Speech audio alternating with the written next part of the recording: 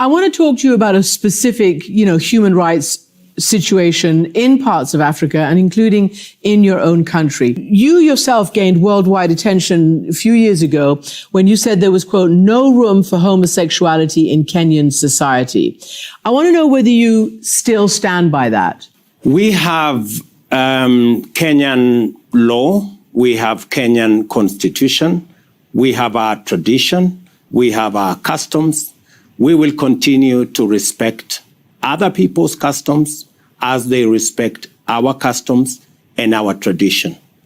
I am very clear that we respect everybody and what they believe in, but we also have what we believe in, and we expect to be respected for what we believe in. One of the major issues, and it's a holdover from sort of colonial Victorian, is the issue of sexual preference in many African countries. In Kenya, to be gay, the LGBT community is illegal. They just want to have equal rights, the same privacy and equality as all other Kenyans do.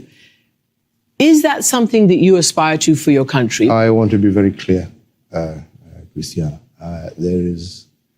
I will not engage in a subject that is of it is not of any major importance to the people and the Republic of Kenya. This is not an issue, as you would want to put it, of human rights or this. This is an issue of society, of our own base as a culture, as a people, regardless of which community you come from. This is not acceptable. This is not agreeable. So he's basically saying homosexuality is not agreeable. You've just said that you're kind of trying to thread the needle, that the law says one thing, but you respect everybody's rights. Will a Ruto administration crack down, like many other leaders in Africa, on the homosexual LGBTQ community, or will you allow them their human rights and their civil rights? I think on that subject, President Kenyatta was spot on. We do not want to create a mountain out of a molehill.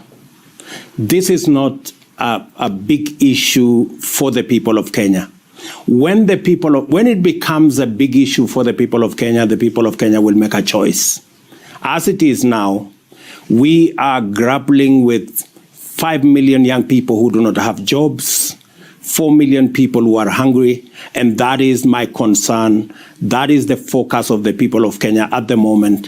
When the issue you have discussed about homosexuality and the rights of LGBT will come, the people of Kenya will make a choice, and we will respect the choice of the people of Kenya. For now, Christiana Amanpour, let us focus on the real issues that affect our people. If I were to make a list of 100 pressing issues and problems that Africa is facing, the issue of homosexuality would not be on that list. But when you have major global news channels such as CNN pressing the president of a sovereign nation to accept homosexuality and gay marriage, you know something bigger is at play. You're going to get yourself into trouble.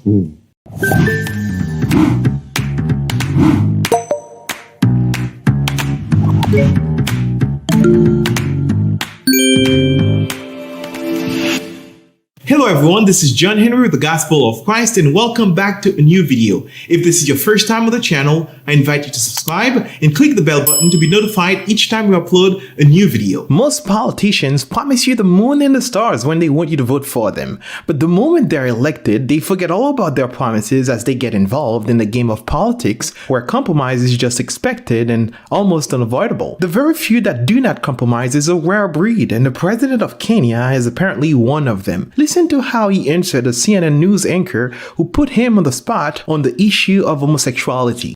Because what you've categorically just stated is that this is not an issue for us, for the Kenyan people, yes. And you don't think that the idea of their privacy, their equality, their rights is important. This is, but it's a global issue right now. It's important to them where they are. Why is it not important to you that it as is president not of the country? Important to me as the leader of 49 million Kenyans.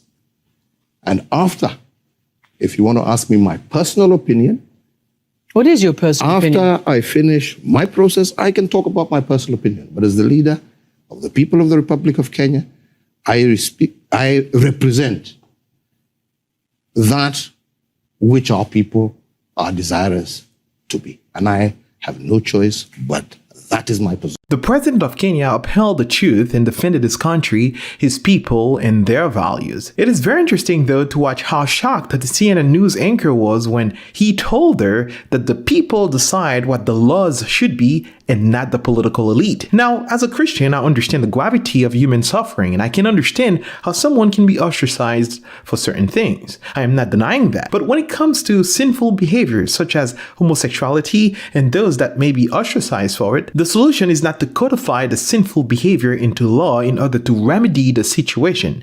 Not to mention the fact that every country has their own way of thinking about certain issues based upon their values and societal settings. I also need to note that the president of Kenya made some excellent points in presenting his argument. He said, first, this is a decision that is meant to be made not by political entities or legal scholars, but by the combined choice of the people of Kenya, which makes sense because Kenya is a sovereign country. Technically speaking, we should not have a tiny group of people deciding for the majority which direction the country needs to go, especially on issues that involve their moral values. For instance, in America, anyone who dares talk critically about the LGBTQ movement is good enough to be slaughtered at the altar of the woke and cancel culture. And the LGBTQ folks living in America, they make up about 4 to 6% of a population of 350 million people, which means 93 to 96% of the population needs to obey those 4 to 6%. Think about that for a minute. Second of all, the president of Kenya hasn't even necessarily said he disagrees with the position and has said it is equally possible for it to be changed in the future. But to be partial on an issue such as this is not good enough for those who are pushing this agenda. You're going to get yourself into trouble. Number 3, the president of Kenya made it clear that no rights of any Kenyan will be neglected. The first point he made is really clear. Even if the political elites decide to make a policy for LGBTQ people, if the Kenyan people disagree, it will fail. And if the Kenyan people wish to have gay rights, then naturally the government will proceed to make policies in favor of that. However, he clearly stated that this is not where his country is, and that's not the direction they are taking. This was not the first time the president of Kenya was backed into a corner to accept homosexuality or bow down to the LGBTQ movement. Back in 2018, President Obama, who is of Kenyan descent himself, also made a plea to the Kenyan president on the same issue of gay rights in order to get him to accept that ideology and ultimately pass some laws in favor of it. Watch this. When a government gets in the habit of treating people differently, those habits can spread. And not harming anybody, the idea that they are going to be treated differently or abused because of who they love is wrong. Full stop. Just like President Obama, I think we also need to be able to speak frankly about some of these things. And the fact of the matter is that Kenya and the United States, we share so many values. Our common love for democracy, entrepreneurship, value for families. These are things that we share. But there are some things that we must admit we don't share.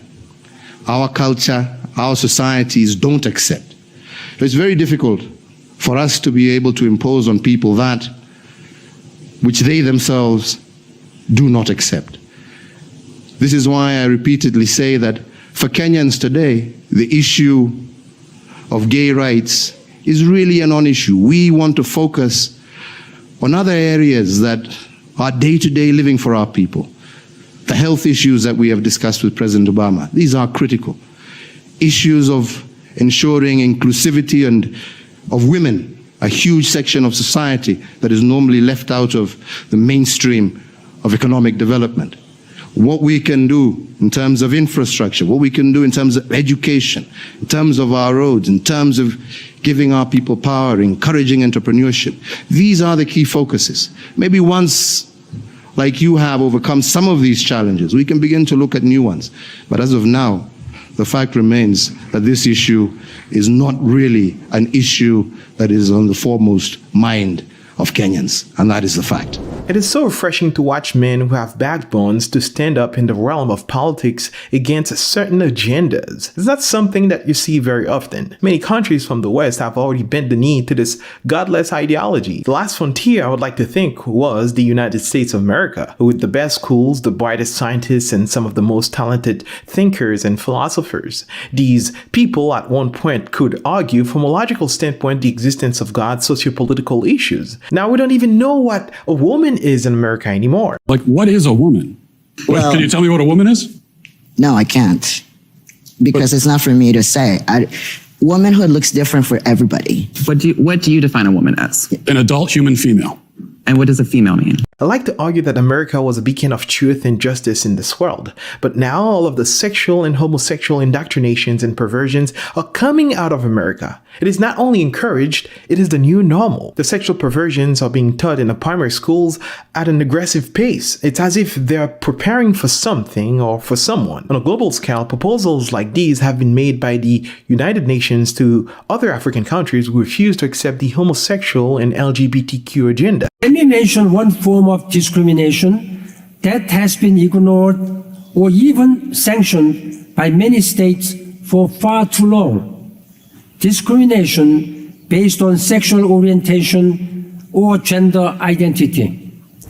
There's one very important thing everyone needs to note. Once you start messing with the order of things as God ordained them to be, what you end up with is a society that is completely out of its mind. They call men women and women men. You end up with what the Apostle Paul calls in Romans 1:18 through 32, a reprobate mind. A mind that is unable to think, a mind in utter darkness. And it gets even worse when you take these upside down ideologies and codify them into law. That is a recipe for a completely insane society. When someone like the president of Kenya says that he would not accept such defileness of ideas and practices to be passed into laws in his country, then he's threatened, not by his own people, but by CNN. Ladies and gentlemen, brothers and sisters, stand for truth unapologetically, because only the truth can set you free. The truth of the gospel of Jesus Christ is the only thing that can set sinners free from the bondage of sin.